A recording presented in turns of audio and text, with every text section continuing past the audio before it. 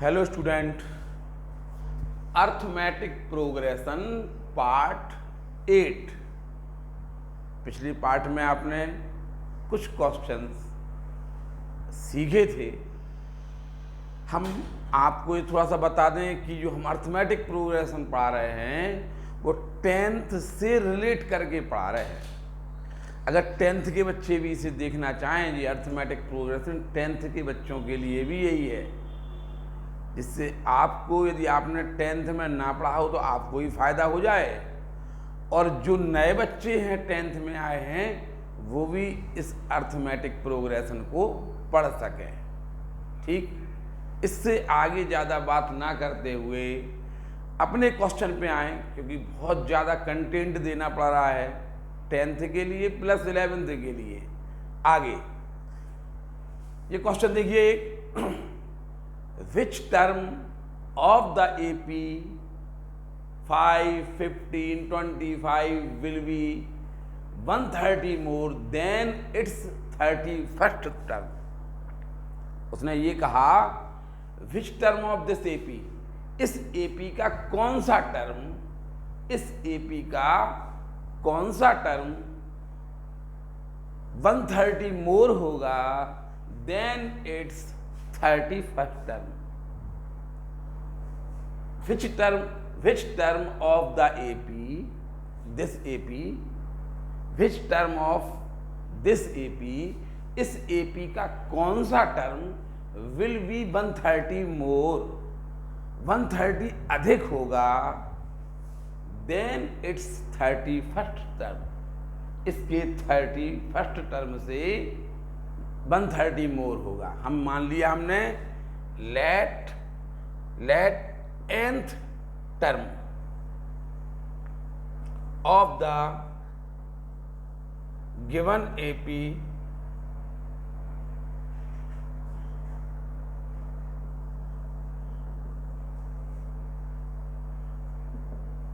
V 130 more then its 31st term.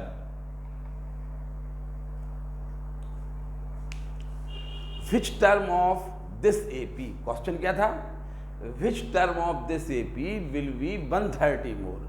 इस AP का, इस अर्थमेटिक प्रोग्रेशन का, अर्थमेटिक प्रोग्रेशन मतलब समांतर श्रेणी, इस समांतर श्रेणी का कौन सा टर्म 31st टर्म से 130 मोर होगा, अधिक होगा? समझ में आया ना? विच टर्म ऑफ दिस AP, इस AP का कौन सा टर्म 130 मोर होगा इसके 31st टर्म से? हमने मान लिया let nth term of the this given AP, इस AP का nth टर्म है ना 31st टर्म से 130 मोर होगा, ये हमने मान लिया। Let nth term of the given AP V 130 more than its 31st term. तो nth टर्म को क्या बोलते हैं? AN। जो nth टर्म है ना वो 31st टर्म से 130 मोर है। हमने मान लिया कि जो nth term of the AP, nth term of the given AP, इस AP का, उसने पूछा कि इस AP का कौन सा टर्म 31st टर्म से 130 मोर होगा। क्वेश्चन समझ में आ गया? हमने मान लिया जो nth टर्म है AN वो 31st टर्म से 130 मोर है, ये है 130 मोर। समझ में आई ना? nth टर्म 31st टर्म से 130 मोर है, ये है 130 अधिक है ये, किससे? इससे। तो ऐसा कर रहे हैं, इसमें 130 ऐड करे दे रहे, जिससे तो ये दोनों इक्वल हो जाएंगे।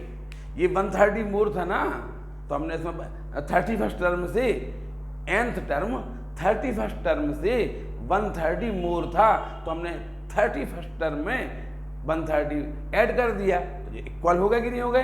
अब हम an का फॉर्मूला लगा देंगे, an a plus n minus 1 a plus n minus 1 into D equal to a plus 30d plus 130। Which term of this AP will be 130 more than its 31st term? हमने मान लिया let nth term of the given AP will be 130 more than its 31st term। हमने मान लिया जो given AP है उसका nth term 31st term से 130 अधिक होगा, ये हमने मान लिया। ठीक है, जो nth टर्म है ना 31st टर्म से 130 अधिक था तो हमने इसमें 130 प्लस कर दिया जिससे ये इक्वल हो गए। अब यहाँ पे a से 1 कट हो गया, an का फॉर्मूला लगा दिया, a 31st का फॉर्मूला लगा दिया, a 31st क्या हुआ a प्लस 30d होगा ना प्लस 130। अब हम क्या करेंगे, हमें यहाँ पे जो AP गिवन थी उसका फर्स्ट टर्म कितना था a इक्वल टू 5 और d कितना था d equal to 15 minus 5 equal to 10 होगा। तो हम a तो हमारा कट हो गया, हम d की वैल्यू पुट कर देंगे n माइनस 1 इंटू d कितना है 10 equal to n minus 1 into D equal to 30 into D का मान 10 प्लस 130, डी की वैल्यू पुट कर दी हमने। यहाँ पे हमने क्या किया, देखो ये वाला टर्म देखो, ये वाला टर्म देखो, ये वाला टर्म देखो, 10 से डिवाइड हो रहा, divide by 10 both the side, dividing by 10 both the side, दोनों ओर 10 से डिवाइड करने पर हमने इसको 10 से डिवाइड किया n माइनस 1, इसको 10 से डिवाइड किया 30, इसको 10 से 13, आया समझ में। और ये माइनस 1 उस तरफ चला जाएगा तो n की वैल्यू आ जाएगी, ये 31 हो जाएगा। पहले ये कितना होगा 43, ये 43 हो गया, ये और आ जाएगा तो 44th term of this AP, 44 terms of this AP will be 130 more than its 31st term। 44वां पद है, 44th टर्म है ना, वो 31st टर्म से 130 मोर होगा। समझ में आया answer. Which term of this AP will be 130 more. हम आंसर आ गया, हमने मान लिया था let nth term of the given AP will be 130 more than this 31st term. हमने ये मान लिया था कि जो nth टर्म है ना वो 31st टर्म से 130 मोर है, ये मान लिया था हमने। तो nth टर्म है ना 31st टर्म से 130 मोर था तो हमने 31st टर्म में 130 प्लस कर दिया, इससे ये इक्वल हो गए। an का फॉर्मूला, a 31st का फॉर्मूला ये एज इट इज रख दिए और हमने a से a कटने के बाद यहाँ से a दिया था 5, d दिया था 10, d की वैल्यू पुट कर दी और n का मान निकाल लिया, इससे आंसर आ गया कि 44th टर्म है ना वो 31st टर्म से 130 मोर है। अतः आप यहाँ पे आंसर लिख देंगे कि तो 44th term will be 130 more than its 31st term, लिख देंगे आंसर। ये आप बता लीजिए, ये वाला क्वेश्चन आपका हो गया। अगला क्वेश्चन है, देखो ये क्वेश्चन आप लोगों को घर से करके लाना है। जैसा क्वेश्चन अभी हमने आपको समझाया है ना, क्या समझाया था, विच term of the AP this AP will B 120 more than it's 21st term. कर लोगे ये वाला क्वेश्चन। ये वाला क्वेश्चन आप लोग उतार लीजिए। विच term of the AP 3, 15, 27, 39 will be 120 more than it's 21st term. आप लोगों को ये क्वेश्चन घर से करके लाना है, अभी यह समझाया था ना हमने, ठीक। अब ये क्वेश्चन हम आपको मिटा देंगे और इसके बाद सेकंड क्वेश्चन ये भी आप लोगों को घर से करके लाना है। ये हमने आप लोगों को कल समझाया था, पिछले भाग में आपको समझाया था। और क्वेश्चन क्या है, if 10th term of an AP is 52। सबसे पहले आप मान लेना, let A be the first term of this AP, A be the first term of AP and D be the common difference. क्या मान लोगे, हमने पहले बोल दिया था, हम बार बार नहीं लिखेंगे। Let A be the first term of A P and D be common difference, मान लोगे ना। इसके बाद वी हैव, ये क्वेश्चन कल हमने आपको करके दिखाया था ना, we have 10th term of an A P is 52, A10 equal to 52, A10 का फॉर्मूला लगा दिया था a plus 9d equal to 52 and एक और अपन को कंडीशन दी है, 17th term is 120 more than 13th term, find AP. और दूसरी शर्त क्या दी थी अपन को, एंड जो 17th टर्म था, 17th टर्म था वो 13th टर्म से कितना मोर था, 120। पता है ये 120 मोर है 13th टर्म से।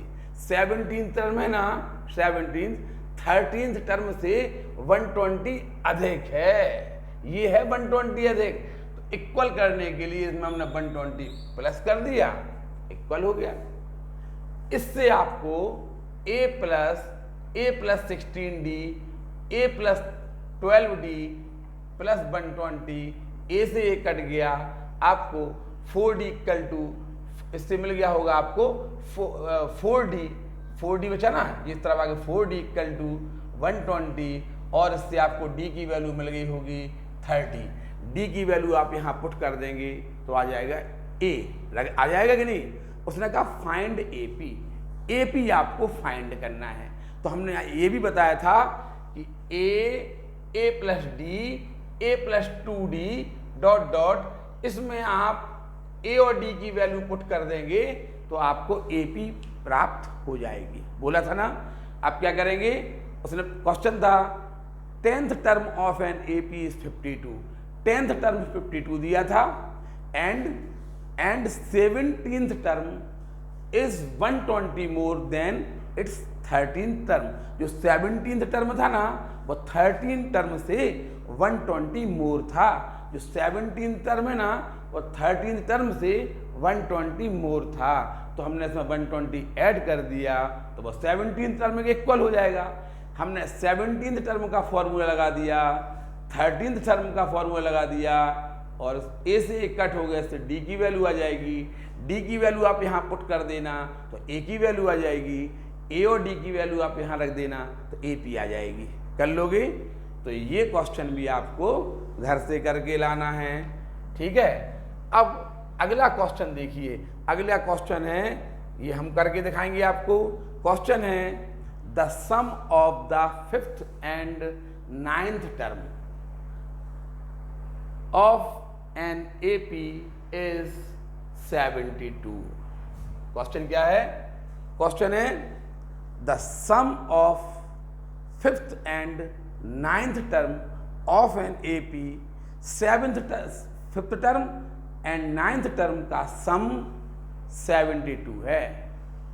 फिर वही A be the first term, D be the common difference. आप वो लिख लोगे, let A be the first term, D be the common difference, आपको ये लिखना है।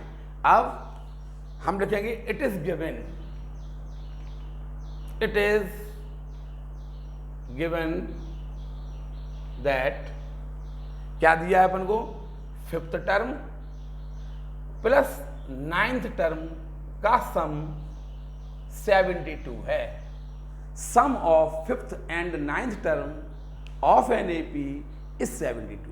5th term and 9th term का सम 72 है। 5वां पद और 9वां पद, 5वां टर्म और 9वां टर्म का सम, अब तो समझ में आया ना, 72 है। इंग्लिश थोड़ा सीखना चाहिए।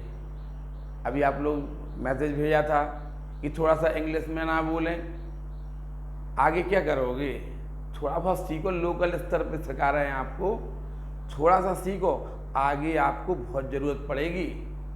समझ में आए ना, थोड़ी सी परेशानी होती है लेकिन हम उसका हिंदी कन्वर्ट करते हैं, ठीक है ना। फिर भी ना समझ में आए तो फिर भी आप हमसे पूछना कि यहाँ पे क्या अर्थ होगा, हम बताएंगे, ठीक है। इट इज गिवन दैट मतलब हमें ये दिया है कि 5वां पद और 9वें पद का सम 72 है। A5 fifth term and sum of fifth and 9th term of an AP is 72। Fifth term और 9th टर्म का सम, फिफ्थ टर्म का फॉर्मूला क्या होगा, A + 4D। 9th टर्म का फॉर्मूला क्या होगा, A + 8D = 72। A + A क्या हो जाएगा, 2A, और ये हो जाएगा 12D हो जाएगा = 72। इक्वेशन 1 बन गई। Let A be the first term and D be the common difference. It is given that A5 + A9 = 72 and एक और हमें शर्त दी थी, एक और कंडीशन दी थी, and the sum of 7th term and 12th term is 97 and 7th term और 12th term का सम 97 है।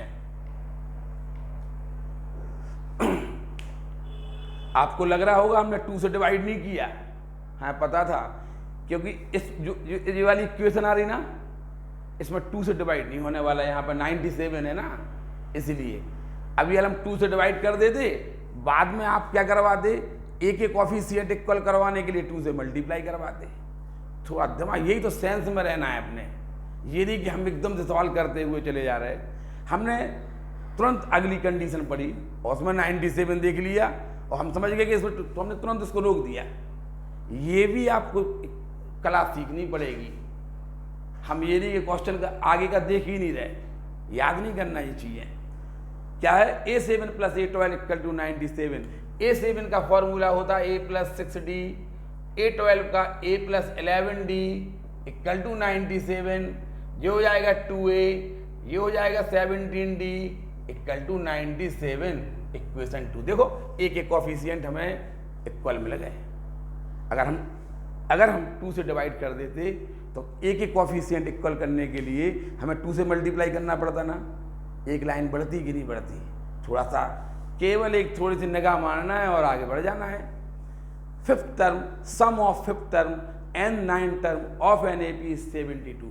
फिफ्थ टर्म 9th टर्म का सम 72 है and the sum of 7th term and 12th term is 97। 7th term और 12th term का सम 97 है। एक equation और आ गई। अब हम एलिमिनेशन मेथड से इनको हल करके, इनको सॉल्व करके A और D की वैल्यू फाइंड कर लेंगे। फिर उसने कहा फाइंड AP, तो आपको पता है ना AP कैसे फाइंड करेंगे। A और D की वैल्यू हम इनको सॉल्व करके निकाल लेंगे ना। फिर हमने क्या बोला था, A + D, A + 2D, A + 3D dot इसमें और सो ऑन करते जाएंगे तो हमें AP फाइंड कर लेंगे। ये तो पता है ना। इनको सॉल्व कर पाओगे कि नहीं कर पाओगे, ये बताओ पहले। देखो A के कोफिशिएंट सेम है ना, एलिमिनेशन मेथड हम पढ़ा चुके हैं आपको। A के कोफिशिएंट सेम है तो हम, और उनके जो साइन है वो भी सेम है। क्या बोला था हमने, जिनके कोफिशिएंट सेम हो उनके यदि साइन भी सेम हो, या तो दोनों पॉजिटिव हो या दोनों नेगेटिव हो, तो हम क्या करेंगे, सब्ट्रैक्ट कर देंगे। सब्ट्रैक्ट टू y1 या subtract to from 1, subtract to from 1, इसमें से इसे सब्ट्रैक्ट कर देंगे। कर लोगे, कैसे करना पड़ेगा, 2A + 12D = 72 और 2A + 17D = 97। सब्ट्रैक्ट करने पर जो नीचे वाला इक्वेशन है उसकी साइन चेंज हो जाते, तो ये कट गया, यहाँ पे बचा -5D और यहाँ पे बचा -15, 25, 5 2 माइनस से माइनस कट गया, डी इक्वल टू 5 आ जाएगा, आएगा। डी की वैल्यू यहाँ पुट कर देना, ए आ जाएगा। ए और डी की वैल्यू यहाँ रख देना, ए पी आ जाएगी। कर लोगे ना? तो ये क्वेश्चन भी आप घर से करके लाना। अभी हमने आपको एक क्वेश्चन पढ़ाया था, उसके लिए एक होमवर्क आ गया। ये देखिए, the sum of 4th and 8th term of an AP is 24. The sum of 4th and 8th term of an AP is 24 and the sum of 6th and 10th term is 44. Find the AP. Hindi में 4th term और 8th term का sum 24 है। 4th term A4 और 8th term A8 का sum 24 है and sum of 6th term and 10th term is 44। Find the AP। आपको दो equation मिल जाएंगी, ठीक है। यहाँ पे आप 2 से डिवाइड कर सकते, आपको पहले से बता दिया, क्योंकि यहाँ सम 44 है, ये 24 है, यहाँ पे 44 है, दोनों इवन है। इवन में तो 2 से डिवाइड हो जाता ना, ठीक है। कर लेना, इस सवाल को कर लोगे ना। ये सवाल आप अपने घर से करके लाएं। अब आ जाओ अगला क्वेश्चन। ये वाला क्वेश्चन हमने कल समझाया था, अच्छा क्वेश्चन है। एक क्वेश्चन हमने आपको ऐसा करने भी दिया था, if 5 times the 5th term, क्या बोला था हमने? 5 times the 5th term of an AP is equal to 8 times of it 8th terms so that 31st term is 0। कल हमने आपको ये समझाया था। यहाँ देखो, यहाँ 5th टर्म दिया और यहाँ पे 8 टर्म दिया, और हमसे पता हो क्या पूछेगा?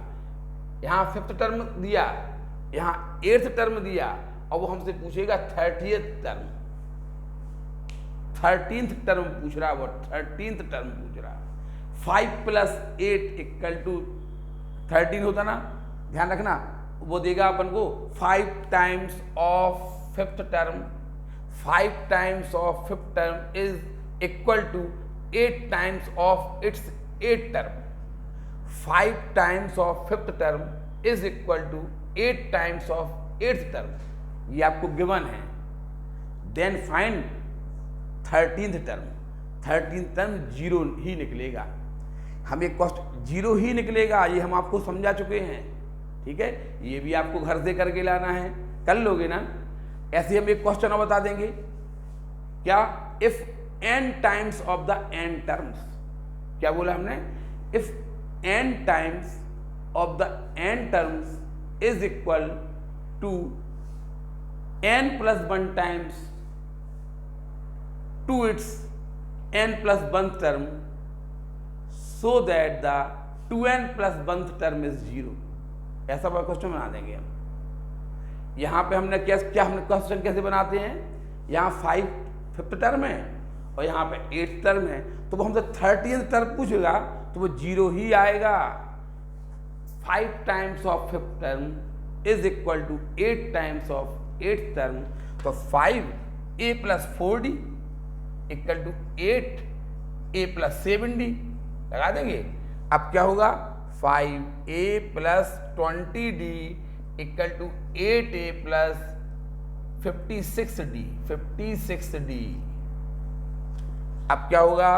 ये इस तरफ आगे -3a हो जाएगा और ये इस तरफ जाके माइनस हो जाएगा, तो प्लस के 36d आएगा, और 3 से हम इसको डिवाइड कर देंगे तो a = आएगा -12d। क्या आया? a = -12d आया। समझ में आया? अब उसने फिर से question, 5 times of 5th term equal 8 times of its 8th term, find 30th term पूछेगा। क्या पूछेगा वो? यहाँ पे 8th टर्म दिया, यहाँ पे 5th टर्म दिया, तो वो हमसे हर हालत में क्या पूछेगा? हमसे पूछेगा 13th टर्म बताओ, तो 13th टर्म 0 ही आएगा। लो a13 निकाल लो। a13 क्या होगा? a + 12d। a की वैल्यू कितनी आई? -12d, और +12 रख देना, बताया था ना। ऐसे हम और भी क्वेश्चन बना सकते हैं। ठीक है, क्योंकि ये लास्ट क्वेश्चन था, पिछली बार तो हमने थोड़ा सा ध्यान करवाने के लिए बता दिया। तो पहले 2 क्वेश्चन आप लोगों को घर से करके लाना है, ये उतार लिए होंगे आपने। अब देखो ये वाला क्वेश्चन हम आपको करवाएंगे। क्वेश्चन है how many numbers of 2 digits are divisible by 7। Question समझ में आया ना? How many numbers of 2 digit, 2 अंकों वाले 2 डिजिट वाले कितने नंबर्स हैं डिविजिबल बाई 7, जो कि 7 से डिविजिबल होते हैं।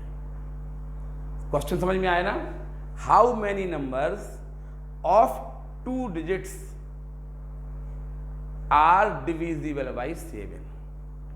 तो आप ऑब्जर्व कर रहे होगे कि 2 डिजिट का फर्स्ट नंबर जो कि डिविजिबल बाई 7 है 14 होता है। वी ऑब्जर्व दैट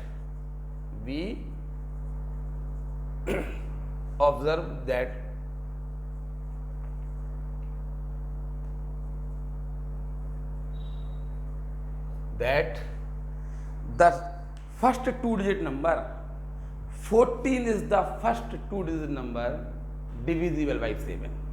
आपको ये पता है ना कि 2 अंकों की पहली संख्या 2 डिजिट की पहला नंबर जो कि 7 से डिविजिबल हो 14 होता। 7 की टेबल आती है ना, 7 बंदा 7 टू द 14। यहाँ पे उसने पूछा है कि 2 डिजिट के ऐसे कितने नंबर हैं, 2 अंकों वाले ऐसे कितने नंबर हैं जो 7 से डिवाइड हैं। अगर कुछ परेशानी हो रही हो तो ऐसा करो, 7 की टेबल पढ़ते जाओ। लो नहीं करना, हमें नहीं पढ़ना अर्थमेटिक प्रोग्रेशन। लो तुमने क्या पूछा, आपने ये क्वेश्चन किया है how many numbers of 2 digit divisible by 7। 2 अंकों वाले ऐसे कितने नंबर हैं जो 7 से डिविजिबल हैं। क्या करना अपन को समांतर श्रेणी का? लो ये पहला नंबर, we observe that 14 is the first digit, first 2 digit number divisible by 7। फिर इसके बाद 21 आएगा, 7 की टेबल, फिर 28 आएगा, फिर 7 5 द 35, ठीक है ना, 7 6 द 42, 7 इसके बाद 49, फिर 63, फिर आएगा इसमें 7 प्लस करते जाएंगे, 7 8 द 56, 7 9 द 63, 70 77, ठीक है। अब इसमें 7 8 करते जाओ, 84, 2 डिजिट वाले नंबर चाहिए ना। फिर 7 प्लस कर दो, कितना आ जाएगा 91, प्लस 7 कर दो 98। अब तो नहीं आएगा इसमें, गिन लो, हो गया क्वेश्चन का आंसर। इतनी साधारण सी बात, थोड़ा दिमाग भी चलाओ। ये नहीं कि हम समांतर श्रेणी, छोटा सा क्वेश्चन है, छोटा सा क्वेश्चन है। अगर हमसे पूछा जाए कि 1 2 3 डॉट डॉट यहाँ लिख दे 6, बताओ इस एपी में कितने टर्म्स हैं, तो हम क्या ऐसे लिख दो 1 2 3 4 5 लो 6 टर्म है, ऐसे लिख देंगे कि हम वही लगाएंगे let there be n terms this AP. Let हम कैसे करते थे इस क्वेश्चन को, let there be n terms in this AP, so nth term भी 6, फर्स्ट टर्म ये और डी ये, ऐसे करेंगे क्या, ए एन का फॉर्मूला लगाएंगे। छोटा सा क्वेश्चन है, क्वेश्चन को भी तो समझो। उसने ये पूछा कि 2 अंकों वाले ऐसे कितने नंबर हैं जो 7 से डिविजिबल हैं। देखो how many numbers of 2 digits are divisible by 7। अब आया समझ में, हमें नहीं करना एपी। ये लो first digit, we observe that 14 is the first digit divisible 7, and second क्या है 21, एंड थर्ड क्या है, एंड लास्ट नंबर जो कि 2 डिजिट का है इज 98। देखो 98 है कि नहीं है, अपन ने ऑब्जर्व कर लिया।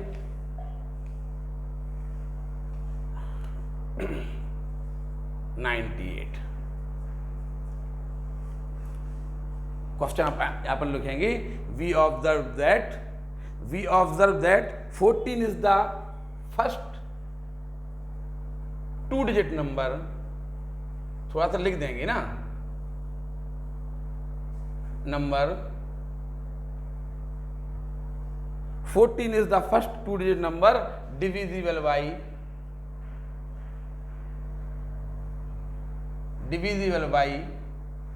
7, and second भी 21, third भी 20, and last two digit number divisible by 7, 98. ठीक है, and last two digit number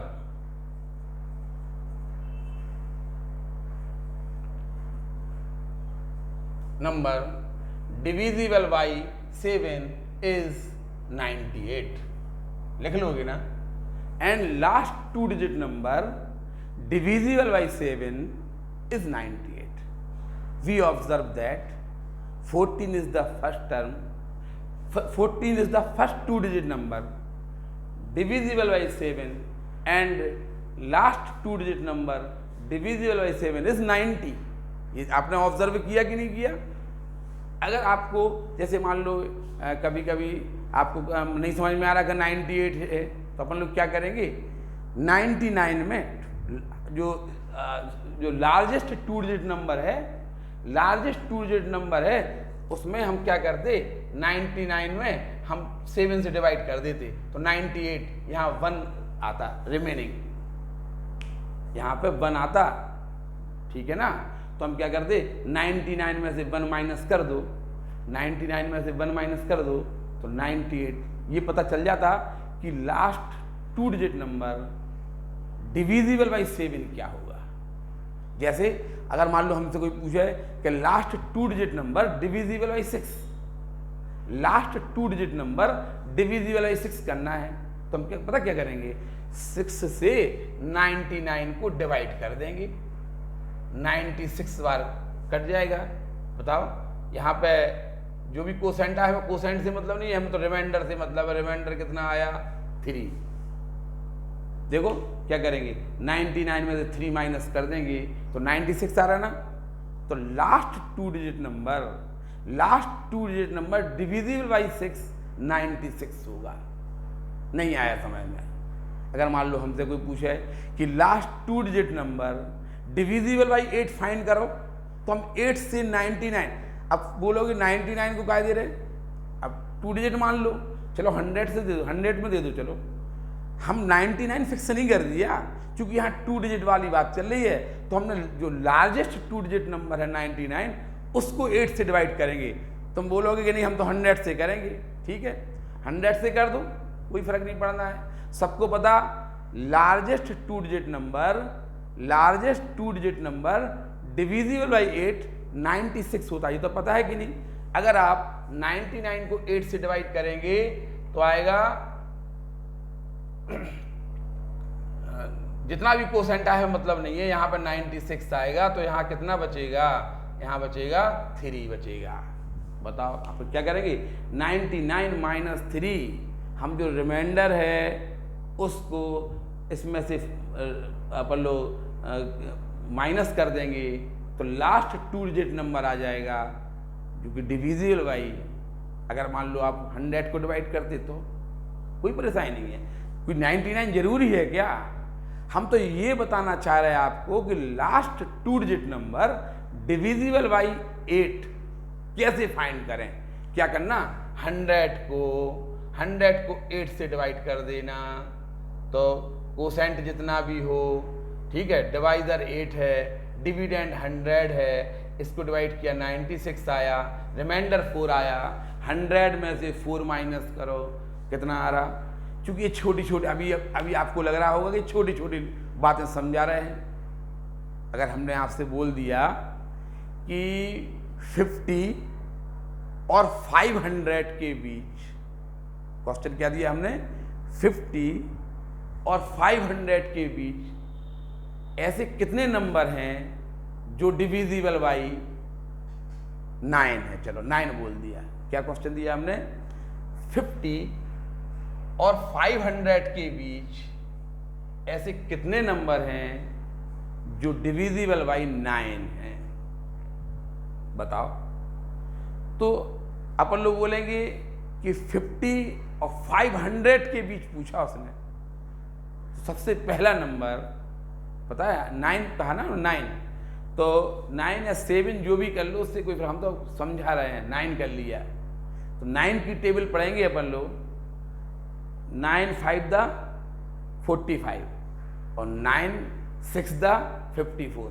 54 be the first number between 50 and 500 which is divisible by 9. 54 be the first number lying between 50 and 500. 54 is the first number lying between 50 and 500, ठीक है, divisible by 9. 50 is the first number, 54 is the first number lying between 50 and 500 divisible by 9, and last number निकालना है। 50 और 500 के बीच का last number हमें find करना है, तो वो हमने जो रूल बताया था, क्या करेंगे, 9 से 500 को डिवाइड कर देंगे 9 से, तो 9 5 द 45 और 5 रिमाइंडर कैरी 0 और 9 5 द 45, ठीक है, तो यहाँ 5 बचा, रिमाइंडर 5 है। हमने कहा था डिविडेंड से रिमाइंडर को माइनस कर दो, डिविडेंड से रिमाइंडर को माइनस कर दो। 500 से 5 माइनस करो, क्या आएगा, 495 with the last number lying between 50 and 500। समझ में आया ना? आगे की हमारे क्वेश्चन की तैयारी हो गई है, ठीक है। अब अपने क्वेश्चन पर वापस आए। How many numbers of 2 digit are divisible by 7? तो हम मान लेंगे, we observe that first 2 digit number divisible by 7 is 14 and second be 21, third be 28 and last 2 digit number divisible by 7 is 98। समझ में आई ना? हमने ऑब्जर्व किया कि 14 पहला है, 21 दूसरा 2 डिजिट नंबर है और 98 भी the last 2 digit number divisible by 7, और जो 98 है वो लास्ट 2 डिजिट नंबर है जो कि डिविजिबल बाई 7 है, ठीक। तो हमने ये इतना लिख दिया। अब क्वेश्चन पूछा उसने, अब अपना क्वेश्चन पता क्या हो गया, उसने हमसे ये पूछा था कि जो 2 डिजिट नंबर हैं जो 7 से डिवाइड होते हैं वो कितने हैं, यही तो पूछा था उसने। यानी हाउ मैनी नंबर, अब क्वेश्चन क्या बन गया, how many numbers are in this AP. First number हो गया, सेकंड हो गया, थर्ड हो गया, सीक्वेंस बना ली। देखो क्लियरली दिस सीक्वेंस भी एन एपी दिख रहा है, ये एपी है, क्लियरली दिस सीक्वेंस भी एन एपी है ये तो, ठीक है ना। With first term 14 and common difference 7, first term 14 common difference and last term 98। Question समझ में आया? पुराना याद करो, हमने बोला था बताओ इस श्रेणी में कितने पद हैं, याद है कि नहीं है? वही क्वेश्चन बन गया। नहीं समझ में आया? क्वेश्चन ये था कि जो 2 डिजिट नंबर हैं कितने होते हैं, 2 डिजिट नंबर हैं कितने होते हैं जो कि 7 से डिवाइड है।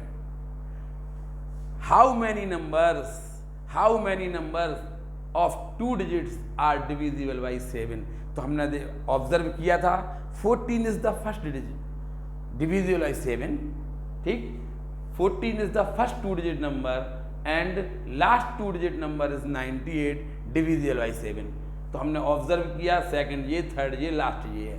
अब हमें ये बताना है how many terms are in this AP. तो हम मान लेंगे let there be n terms, let there be n terms of this given AP, let there be n terms of this given AP.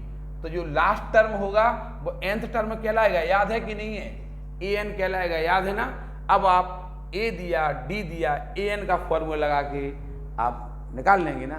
नहीं निकाल पाएंगे तो ऐसे करना 14, 21, 28 ऐसे ऐसे गिन के उत्तर, लेकिन नंबर नहीं मिलेंगे। पहले हमें क्वेश्चन समझना है कि उसने क्वेश्चन कितनी सी छोटी बात पूछी। उसने कहा कि 2 अंकों वाली वे संख्या बताओ जो 7 से डिवाइड है। तो 2 अंकों की वाली पहली संख्या क्या होगी? 2 डिजिट का पहला नंबर डिविजिबल बाई 7 क्या होगा? 14। सेकंड क्या होगा? 21। थर्ड क्या होगा? 28। ऐसे गिनते जाओ। लेकिन हमें मैथमेटिकल फॉर्म में इन क्वेश्चन को बताना है। ये तो छोटी सी बात हो गई। अब अगर हम आपसे बोलेंगे कि 100 और 1000 के बीच में 3 डिजिट के कितने नंबर होंगे जो डिविजिबल बाई 7 होंगे, तो ऐसे ही करेंगे क्या? 14, 21, 28 ऐसे करेंगे क्या? एक ही क्वेश्चन करना है क्या पेपर में? हम एपी का फायदा उठाएंगे। हम अर्थमेटिक प्रोग्रेशन इसीलिए तो पढ़ रहे हैं। अगर हमसे वो पूछेगा कि 100 और 1000 के बीच में ऐसे कितने नंबर हैं जो डिविजिबल बाई 9 हो जाए, डिविजिबल बाई 9 हो, ठीक है। अगर उसने पूछा तो हम कहेंगे कि फर्स्ट डिजिट जो कि 100 और 1000 के बीच में है, डिविजिबल बाई 9 है, 108 होता है। सेकंड डिजिट क्या होगा? इसमें 117 होगा। लास्ट डिजिट क्या होगा?